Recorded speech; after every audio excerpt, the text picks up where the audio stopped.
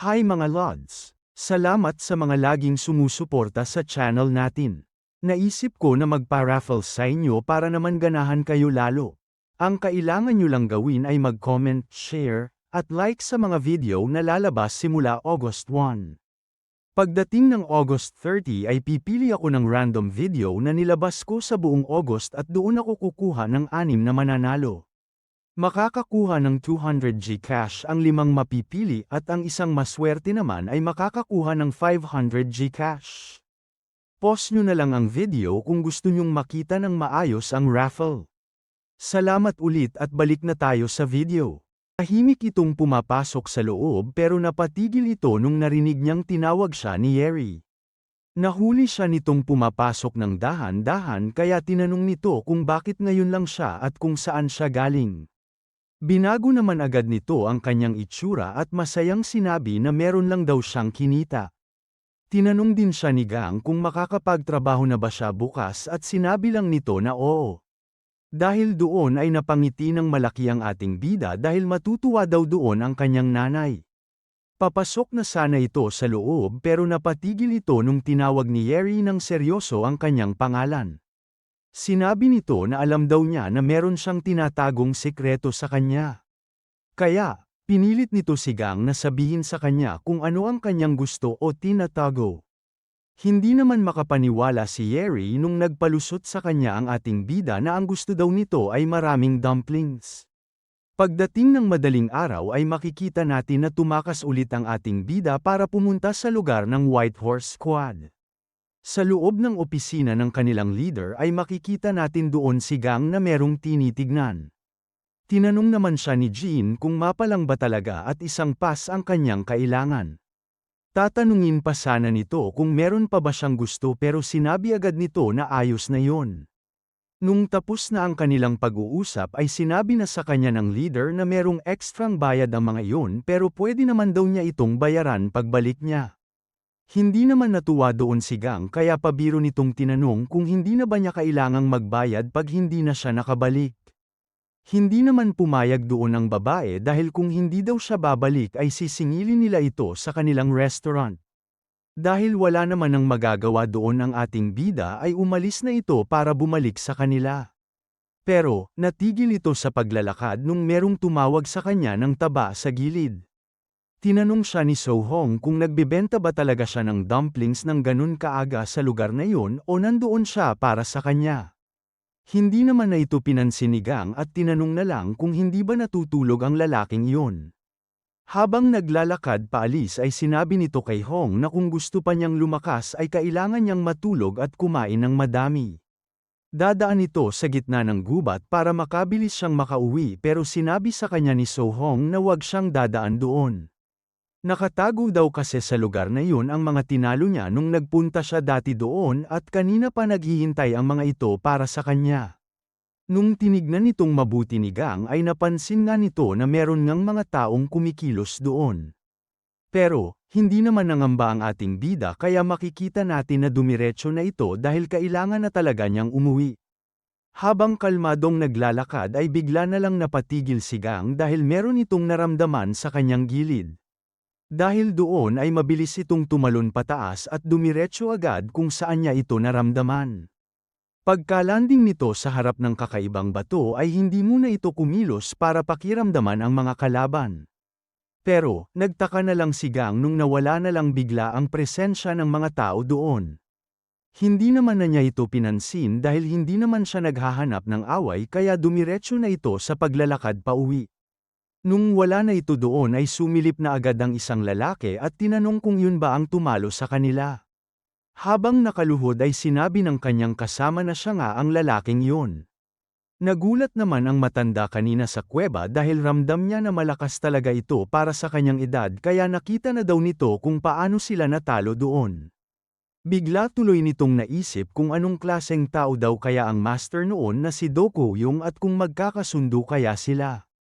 Pagkatapos nitong mag-isip ay pinatayo na agad nito ang Black Scorpion King. Sinabi nito sa kanya na nung una niyang nabalitaan ang nangyari sa White Horse Squad at ang pagbibigay nito ng kahiyan sa Deadly Black Alliance ay gusto sana niya itong patayin. Pero, kakalimutan na lang daw niya ang lahat ng iyon dahil inaalagaan naman daw nito Lage ang kanyang granddaughter. Pagkatapos noon ay tinawag na nito ang lalaki at sinabi na babalik na sila sa palasyo. Pagdating sa kanyang kwarto ay bigla na lang pumasok doon ng nagmamadali ang kanyang apo na leader ng White Horse Squad. Mabilis nitong tinanong ang kanyang lolo kung tama ba ang narinig niya na aalis na siya doon agad. Nung sinabi nito na oo ay tinanong agad ni Jean kung meron ba siyang nagawa o hindi nagustuhan doon. Pinakalma naman nito ang kanyang apo at sinabi na masayang-masaya siya dahil nagkita na ulit sila. Pero, kailangan na niyang bumalik dahil kailangan na daw ng kanyang kaibigan ang kinuha niyang gamot. Dapat daw ay nung isang araw pa siya uuwi pero dinaan muna siya nito at ang kanyang nanay. Magtatagal pa daw sana siya doon pero nakatanggap siya ng mensahe kahapon na lalo nang lumalala ang kalagayan ng kanyang kaibigan. Dahil sa sinabi ng kanyang lolo ay wala nang nagawa ang leader kundi ang pumayag kahit na nalulungkot ito. Pagkatapos noon ay niyakap na siya nito ng mahigpit habang hindi nagsasalita. At bago umalis ay sinabi na nagpapasalamat daw siya dahil lumaki ito ng maayos at mapagmahal. Makalipas lamang ang ilang sandali ay makikita natin na hinatid na nila ang matanda sa gubat. Bago tuluyang makaalis ay malakas munang tinawag ni Jean ang kanyang lolo. Sinabi nito na hihintayin niya ulit ang pagbisita nito sa kanya. Natuwa naman doon ang matanda pero hindi na ito sumagot at tinaas na lang ang kanyang kamay para magpaalam. Nung lumabas na ang araw ay makikita natin na bumalik na ulit ang ating storya sa restaurant na pinagtatrabahuhan ng ating bida. Pagkauwi doon ay dumiretso agad si Gang sa papunta sa kanyang kwarto. Napalingon naman ito sa kanyang gilid dahil narinig nito na merong nagtanong kung ano pa ba ang kanyang hinihintay. Nakakaloko nitong tinanong kung nagbago na ba siya at kung takot na ba siyang matalo ngayon. Ito pala ay ang imahe ng kanyang master at dinagdag pa nito kung dahil ba ito sa pangakong ginawa niya sa babaeng lagi niyang kasama. Alam ni Gang na gawa-gawa lang ito ng kanyang isip kaya madali lang niya itong napaalis. Pero, sinagot pa rin niya ito at sinabi na mali ang mga sinabi ng matanda dahil aalis na daw siya para puntahan ang kanyang target. Habang kinukuha ang isang lalagyanan sa ilalim ng kanyang kama ay sinabi nito sa kanyang master na hindi niya kailangang mag-alala. Pagbukas niya dito ay ang nakita lang niya doon ay ang luma niyang damit nung una siyang pumunta sa restaurant. Naalala nito na yun na lang pala ang nakalagay doon dahil binenta na niya ang lahat ng kanyang mga espada para pambayad sa White Horse Squad. Pagdating ng hapon ay makikita natin na hindi makapaniwala ang may-ari ng restaurant at ang kanyang anak sa kanilang narinig. Sinabi kasi sa kanila ni Gang na gusto na niyang mag-quit sa kanyang trabaho. Para makapag-usap sila ng maayos ay umupo muna sila sa isang lamesa at doon na sinabi sa kanila ng ating bida na hindi naman talaga sa ganon dahil kung pwede daw sana ay hindi muna siya magtatrabaho doon ng matagal. Nagpakyut si Gang ng konti at sinabi na meron daw kasi siyang kailangang puntahan sa malayong lugar. Hindi naman alam ng matanda kung ano ang iisipin kaya tinanong nito kung saan siya pupunta. Sinabi naman ng ating bida ang totoo na hindi niya alam dahil hindi pa daw siya nakakapunta doon. Hindi naman na muna ito pinansin ng kanyang boss kaya tinanong pa nito kung gaano ito katagal aabutin. Napakamot naman si Gang at napayuko ng konti dahil hindi din daw niya ito alam. Wala naman itong problema para sa matanda pero tinanong nito kung sigurado ba siya na babalik talaga siya sa kanila. Hindi naman nagdalawang isip ang ating bida sa tanong na yun kaya sinabi agad niya sa boss na oo. Pero, pagkatapos noon ay natawa ito at napakamot dahil hindi rin pala siya sigurado doon dahil masisigurado lang daw niya ito pagdating niya sa kanyang pupuntahan. Hinampas naman bigla ng matanda ang lamesa at tinanong kung sa tingin ba niya ay nakakatawa ang kanyang ginagawa. Ang panahon na yun daw kasi ang pinaka-busy sa buong taon kaya paano naman daw sila ni Yeri. Kaya, kailangan lang daw niyang pumili sa dalawa kung magtatrabaho pa ba siya doon o aalis na ng tuluyan. Bago ito makasagot ay tumingin na muna ang matanda sa kanyang anak at tinanong kung alam ba niya ito. Hindi naman agad ito nakasagot sa tanong ng kanyang nanay kaya napansin nito na alam nga niya ang plano ni Gang. Dahil doon ay pinagalitan siya ng matanda at sinabi na kung alam pala niya ito ay sinabi daw dapat niya agad ito sa kanya. Dahil seryoso talaga ang ating bida sa kanyang gagawin ay pinili na nito ang umalis na lang doon. Bigla namang nag-iba ang itsura ng kanyang boss at tinanong kung ano ulit ang kanyang sinabi. Hinamon nito si Gang na sabihin ulit niya ito habang nakatingin ng seryoso sa kanyang mga mata. Hindi naman na binago ng ating bida ang kanyang sagot kaya nagpasalamat siya ng seryoso sa matanda at sinabi na hinding-hindi niya makakalimutan ang lahat ng ginawa nila ni Yeri sa kanya. Dahil doon ay kumalma na ang kanyang boss at umupo na lang ng tahimik. Pero, sinabi nito sa kanyang anak na kunin niya ang kanyang kutsilyo sa likod. Hindi naman na ito sinunod ni Yeri dahil kailangan na daw niyang tumigil dahil nakapagdesisyon na talaga si Gang ang hindi na nila ito mababago. Lumipat naman na muna ang ating storya sa ibang lugar at makikita dito ang dalawa na naglalakad papunta sa isang liblib na bahay. Pagkapasok doon ay nakita agad nila ang maraming tao na naghihintay sa kanila doon. Tinanong agad sila ng leader ng grupong yun kung nasa sumo place pa rin ba ang kanilang master hanggang ngayon. Nagbigay galang ang mga ito sa nagtanong at sinabi na nandoon pa rin daw siya gaya ng lagi niyang ginagawa araw-araw. Bago magsalita ay naalala na naman nito ang nangyari sa nakatakas nilang bilanggo nung kailan. Kaya, sinabi nito sa dalawa na kailangan na nilang tawagin ang wild dogs. Kailangan daw kasi nilang pigilan agad ang kahit na anong panganib na pwedeng mangyari sa kanilang master kahit hindi pa ito nangyayari. Hindi naman na sumagot ng iba ang dalawa at mabilis na lang sinunod ang utos sa kanila.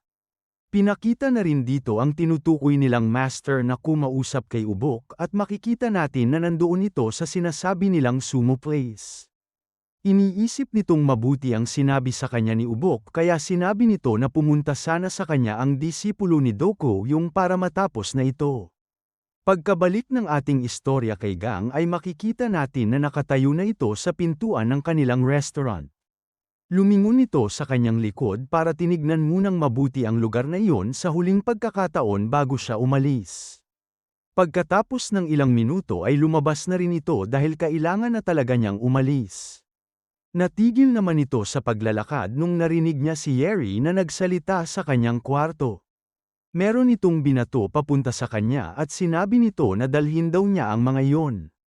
Magsasalita na sana ito pero meron pang binato sa kanya ang babae at sinabi na galing daw ang perang iyon sa kanyang nanay. Pinaalala nito sa ating bida na lagi siyang mag-iingat at wag na wag daw siyang magpapalipas ng gutom. Masaya namang nagpasalamat sa kanya si Gang at sinabi nito na sabihin din daw niya sa kanyang nanay ang kanyang pasasalamat. Naglakad na ulit ito paalis pero napahinto na naman siya dahil tinawag ulit siya ni Yeri. Tinanong nito si Gang kung hindi ba talaga siya sigurado kung makakabalik ba siya doon o hindi. Sinabi nito sa kanya na gusto sana niyang sabihing oo pero hindi daw talaga siya sigurado hanggang hindi pa siya nakakarating doon. Dahil dito ay sinabi sa kanya ni Yeri na wag na lang siyang umalis. Pero, dinugtong agad nito na kung sinabi ba niya yon ay mananatili ba siya sa kanila. Hindi naman agad nakasagot doon ang ating bida dahil nagtinginan muna sila ng seryoso ni Yeri. Pero, bago pa makasagot si Gang ay sinabi nito na nagbibiro lamang siya kaya umalis na siya bago pa siya abutan ng sobrang dilim. Habang pinapanood maglakad palayo ang ating bida ay sinabi ni Yeri sa kanyang direksyon na hindi rin naman ito maniniwala sa kanya kung sasabihin niya dito ang gusto niyang sabihin. Simula sa mga oras na yun ay maglalakbay na ang ating bida papunta sa Nissan Village para ituloy ang pangako niya sa kanyang master. Pagkalipas ng ilang araw ay makikita natin na bumaba na si Gang sa isang bangka dahil nakatawid na ito sa kabilang lugar. Tahimik lang itong naglalakad sa gitna ng mga tao dahil ayaw niyang magkaroon ng problema hanggang wala pa siya sa Nissan Village. Pagkadating nito doon ay tumingin muna siya sa kapaligiran dahil ibang-iba ito kesa sa kanilang lugar. Pagkatapos noon ay dumiretso na agad ito sa paglalakbay hanggang sa inabot na siya ng gabi. Makikita natin na nagpahinga muna ito sa ilalim ng isang malaking bato dahil wala naman itong matutuluyan sa lugar na iyon. Pagdating ng umaga ay sakto namang nakita ni Gang ang isang lalaki na naglalakbay gamit ang kanyang kalabaw. Kaya, nakiusap ang ating bida sa lalaki kung pwede ba siyang sumabay at nung pumayag ito ay pumwesto na agad ito sa taas ng palay. Makalipas ang ilang oras ay sa kaliwa ang pupuntahan ng ating bida at sa kanan naman ang kalabaw kaya bumaba na siya doon at nagpasalamat.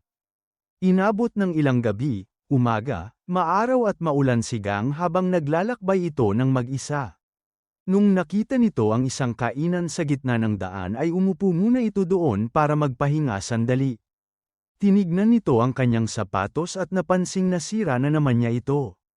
Habang nilalabas ang bagong sapatos sa kanyang bag ay inisip nito na iyon na ang pangatlo niyang pares. Pero, hindi naman niya iyon mapipigilan kaya sinuot na lang nito ang huli niyang dalang sapatos. Habang nagpapahinga ay bigla na lang siyang may narinig na sigawan sa kanyang likod. Maraming tao ang natitipon-tipon doon dahil sinusubukan nilang putulin ang kahoy gamit lamang ang kanilang suntok. Pero, kahit gaano pa kalaki ang lalaking nasa harap ay hindi pa rin ito naputol ang isang pirasong kahoy. Pagkatapos noon ay sumigaw na ulit ang may hawak nito at sinabi na kung sino ang susunod na susubok at makakaputol nito ay bibigyan niya ng 10 nyang. Makikita sa mga nandoon na wala nang pwedeng gumawa nito dahil ang karamihan ng tao doon ay matatanda. Dahil doon ay nagsalita na ulit ang lalaki at sinabi na kung wala nang susubok ay meron siyang ipapakita sa kanila. Lumingon ito sa kanyang likod at tinawag ang kanyang kasama na si Sul. Sinabi niya sa lahat na ang batang yun ay galing sa Woodsent Village na wala na ngayon at nung una daw siya nitong nakita ay hindi man lang ito makapaglakad ng dahil sa sobrang payat. Pero, simula nung uminom daw siya ng Dansimpil na yun ng araw-araw ay nagkaroon na ito ng kakaibang lakas na kayang tumalo ng kahit na sino. Hindi naman agad naniwala doon ang mga tao dahil nakita nila na sobrang payat pa rin ng kanyang kasama. Alam naman ng lalaki na hindi sila maniniwala kaya sinabi nito kay Sul na subukan niyang putulin ang kahoy sa harap ng lahat. Sumunod naman agad sa kanya ang bata at makikita natin na sinuntok agad nito ang kahoy. Hindi naman makapaniwala ang lahat ng nanunood dahil sa unang subok pa lang nito ay nasira na agad niya iyon. Para maniwala lalo ang mga nanunood ay binato nito ang sirang kahoy at sinabi na uulti nito ni Sul. Huminga ito ng malalim at hinawakan ng mabuti ang kahoy at sinabi sa bata na pwede na niya itong suntukin. Nung nasira ulit ito ni Sul ay namangha talaga ang mga nanunood dahil kahit hindi ito mukhang malakas ay nagagawa nitong wasakin ang napakatibay na kahoy gamit lamang ang kanyang kamay. Wala naman masyadong pakialam si Gang sa nangyayari kaya nung nakita niya ito ng isang beses ay hindi na niya ulit ito tinignan. Gagawin pa sana ito ng bata pero napansin ng lalaki ang ating bida kaya napatingin ito sa kanya sandali. Nung napansin nito na tumama na ang suntok ni Sul sa kanyang kahoy ay bigla na lang itong naputol.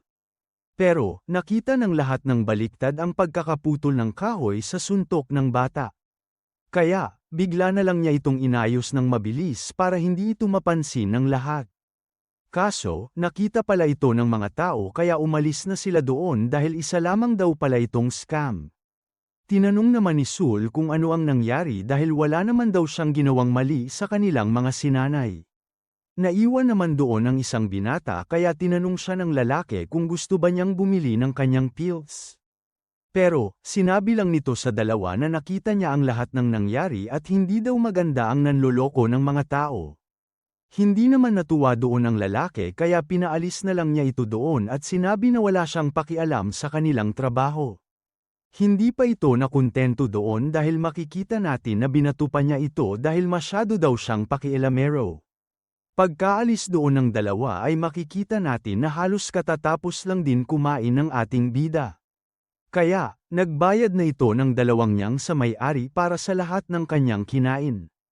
Pagkatapos noon ay umalis na rin siya doon para ituloy na ang kanyang paglalakbay. Pagkalipas ng ilang oras ng paglalakad ay bigla na lang itong may narinig na nagmamakaawa. Sinasabi ng lalaking sumisigaw na yun lang daw ang lahat ng meron sila kaya wag naman sana nila itong kunin. Iyon pala ay ang dalawa kanina at makikita natin na pinapalibutan sila ng mga bandits. Nung narinig nito na sinabi ng isa sa kanila na hayaan na lang nila ang dalawang iyon ay masaya agad itong yumuko ng paulit-ulit at nagpasalamat.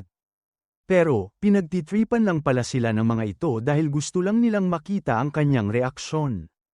Nung aatakihin na sila ng isang siraulo ay wala nang nagawa ang lalaki kundi ang yakapin si Sul.